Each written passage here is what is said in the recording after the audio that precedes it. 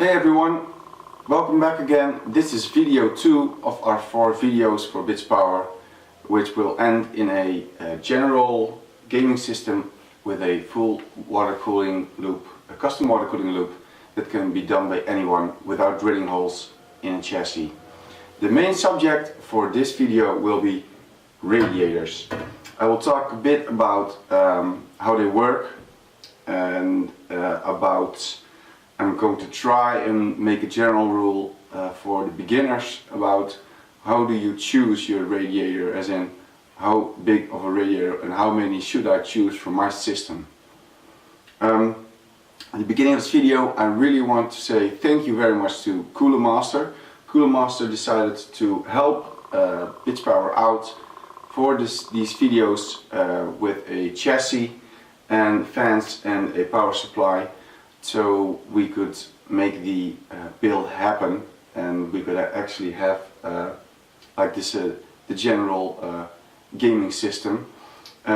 This case next to me is their newest MasterCase 6. Why did we choose this one? Well, because it's recent and because it's a mid-tower chassis. It's a mid-tower chassis that fits a full ATX motherboard, so it's in terms of sizing that you can use, that a lot of people will have at home for their gaming system and radiator space and such. This is actually very representable for that. The MasterCase 6 is on the inside just about as big as, I think it's the same as the MasterCase 5. So it's not an enormous water cooling based system. Again, that's why it's very representable for the gaming market, people that build their own systems for gaming. There's quite a few cool features. I took the side panel off because otherwise it would reflect very badly. Main difference with 5 is that it has a new top, front and rear panel. The rear panel is very cool. I think it's kind of to hide away cables, and you know, usually when you put it on you also don't see plugs coming out or the thumb screws to hold the panel in and etc. The top and the front are, well, they're now like closed for more silent operation, but when you need more ventilation, because for example you have many fans in there for a radiator or something, you can just simply pull it up. It works with magnets and springs, and this way you still retain the same look of your system, but it will have all around more ventilation space. The front is also able to move forward in case you still use a DVD player or a fan controller, so you can use it, put it back, and it'll be in the same position as it was. Later on we'll remove this one because I want to explain something about it. Anyway, it's a nice chassis. It is quite representable for radiator space for general gaming system.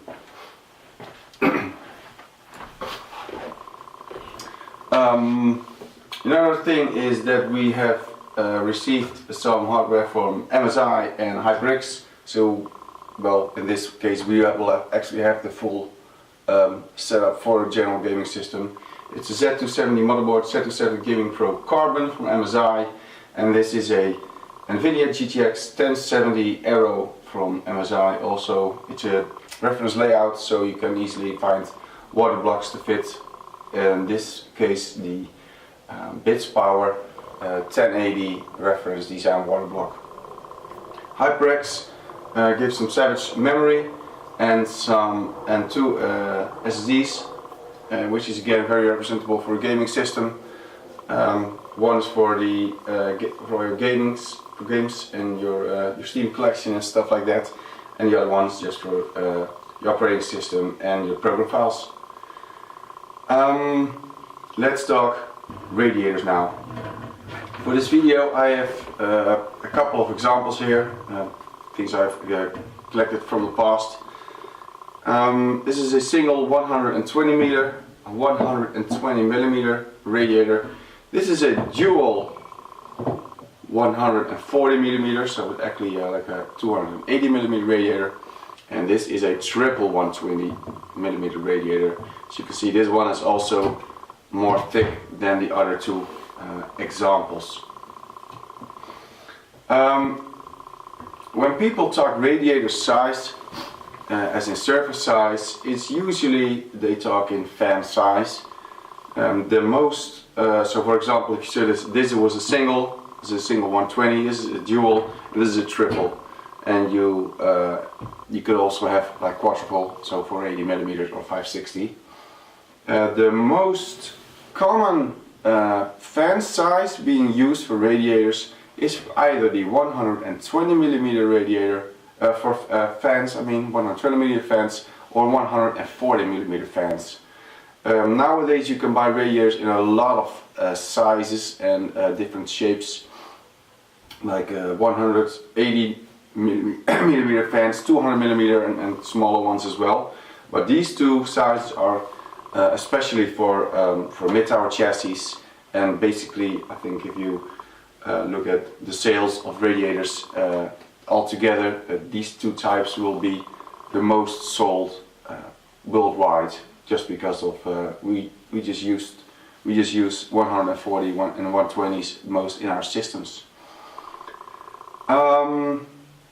Again, I will show you from the last video I told you about this as well. If we take this one as example, it's a Bitspower Leviathan. This is made for two 140 millimeter fans. So two fans on it. It has 4 ports, so you can either use it whatever way you want to position it, and the other way you have to block off using a stop block.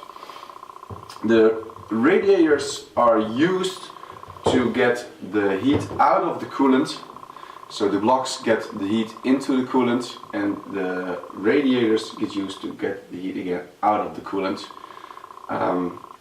Either one of these sides you will have where the warm coolant comes in the loop. There's like a channel halfway and again back up. All these, in this, if I hold it like this, the vertical lines is where all the coolant goes through, and these little copper fins in between, they are made so that the lines will warm up because of the coolant coming through, and they will warm up again the fins. And when the fan blows air through it, the air will take heat away from the fins, and in that way cool the coolant that comes in, so slightly less warm coolant comes out at the other side and back in the loop, and forth. And that's basically how it is. It's not like when warm coolant comes in, cold comes out. It's just less warm coming out, and it's the fact that you loop again the coolant. It will make the coolant overall less warm. And the more radiators or radiator space, you should say, you have, the more warmth you can get out, more heat you can get out of the coolant. This radiator comes in, I think, at about 30 millimeters. This one is 45 millimeters. You can have them, the biggest average ones are 60, and there are some whoppers out there that go as far as 90 or 100 millimeters thick. What makes radiators better or less good for your system, or less good at a job of getting heat out of coolant? First of all, it's the material it's made from. All three of these, at least the inside of it, so everything that touches the coolant, so the top thing, the inside, and the fins are copper. But there are also versions with stainless steel, and there are versions with even aluminium. Copper is the most efficient material for radiators, so that's something to remind yourself. The other thing is how many lines you have in here for the coolant, and how many fins you have. Are they small, are they big, etc, etc. Basically, when you talk about it, it's like your fin area. So not only the sizing of the fan goes on, decides the fin area, but also how thick it is and how many are there in the radiator. Now there are websites out there, testers that make like, I don't know, very elaborate, very scientific tests of radiators, of how they perform, which one is better, etc. Because this is a video for beginners, I don't want to get into that at all.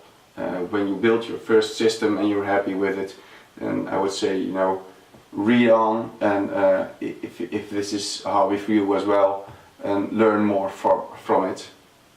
But right now, I would say, as a general rule, all the big brands copper radiators are good performing ones, and yeah, you can't really make a big mess if you buy a good copper radiator. So we talk material, we talk the fin size, fin area, and the third one is the thickness of the radiator. As you can see, these two are different, meaning that the lines, the channels for the coolant, so I'll put them like this. The channels which the coolant come in are also wider. So you basically could have a wider flow, bigger flow in the system, and also the fins will also be longer into it, or wider, meaning that you have more surface to work with, and more surface to get the heat out of the radiator or out of the coolant. Again, there are many tests about which is better in which situation. It also depends on which fans you use. Let's say for the general, you know, for this video we can make like a general rule of how many surface you need to cool your system, and then later on I think you should dive in deeper for yourself to see if you want to use thicker or thinner ones. The general rule I will explain in this video should already be working great when you just use 30 or 45 millimeter radiators. Or not the thickest ones even, it's just the general, the ones that are least expensive and basically get, I think, sold most to early beginning water coolers.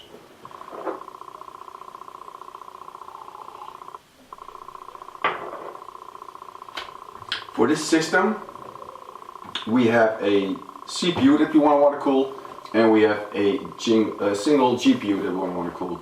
Basically what we're talking about is two chips that give off heat.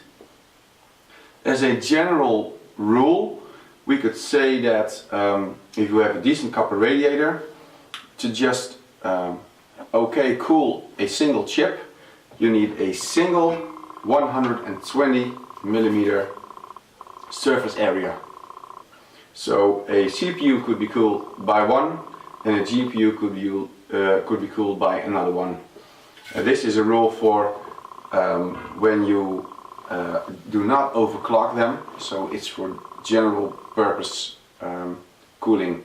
It's just to keep your gaming system at a decent cooling level, and for use with fans that are not very slow or very super high performing. It's just your average running fans.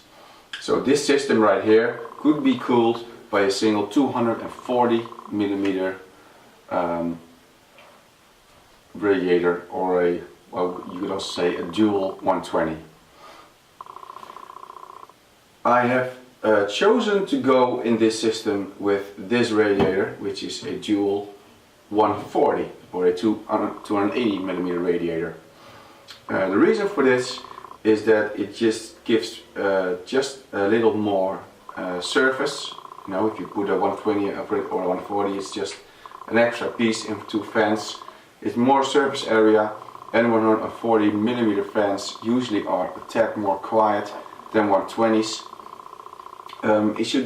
It would suffice for this build right here. If you would say, okay, I want to overclock the CPU and the GPU, I would advise to add more surface area with it. So usually in this system I would say, you know, try and get a 240 and a 120 in. Seeing what fits in this chassis, and we'll talk about that in a few seconds. It could be possible to put a 240 on the top and this or another 240 in the front, and that would make it. That would give both the chips 240mm or two 120s to cool it, and that should be enough to cool an overclocked GPU and overclocked CPU.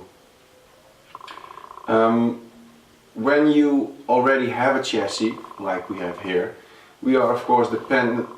We are limited by the radiator size that the chassis fits. In the manual it says that the front holds max 280 or two 140s, and the top also.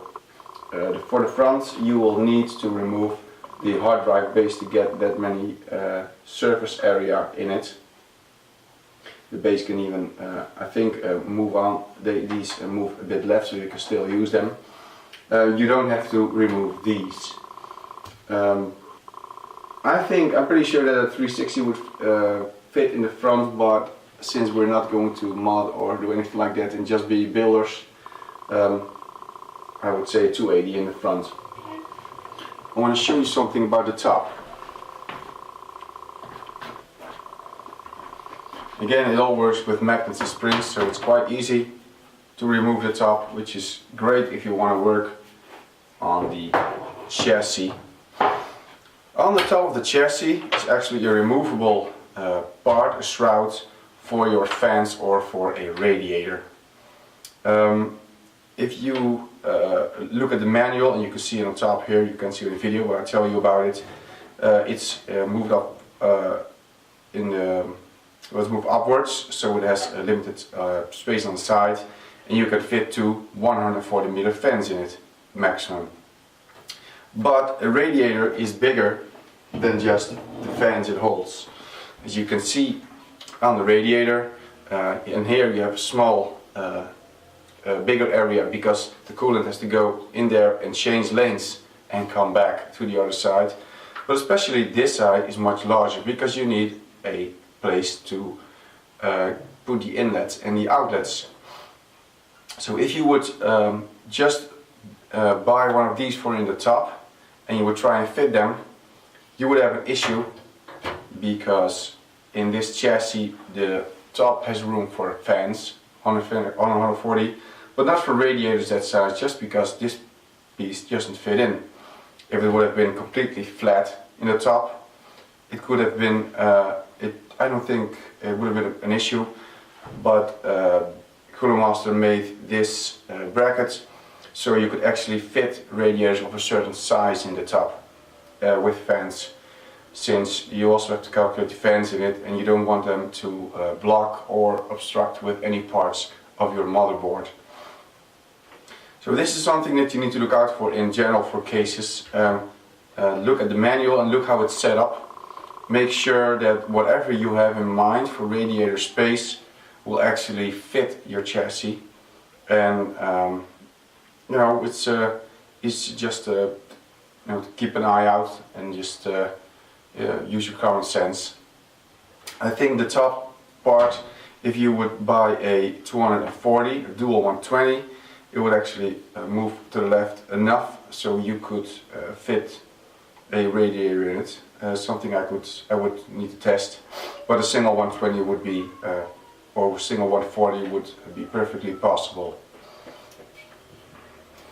What I'm going to do in this video is to put the radiator in the front. I'll actually use the openings in the bottom, but I'm going to put it in the front like this. So I'm going to remove both this and this hard drive cage, maybe push that if it's possible to the left a bit, so we can still fit some hard drives, and we keep this bay area still there.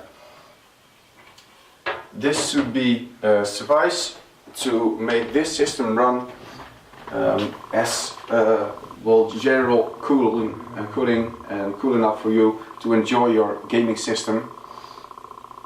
I'm going to show that in the next videos. The upcoming videos I will show you, I will tell you more about fittings.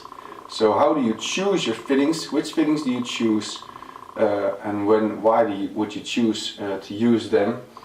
We're going to make this system with hardline tubing, so this is very popular as well at the moment. The other one is that I'm going to show you how to fit a reservoir without having to drill holes into your chassis.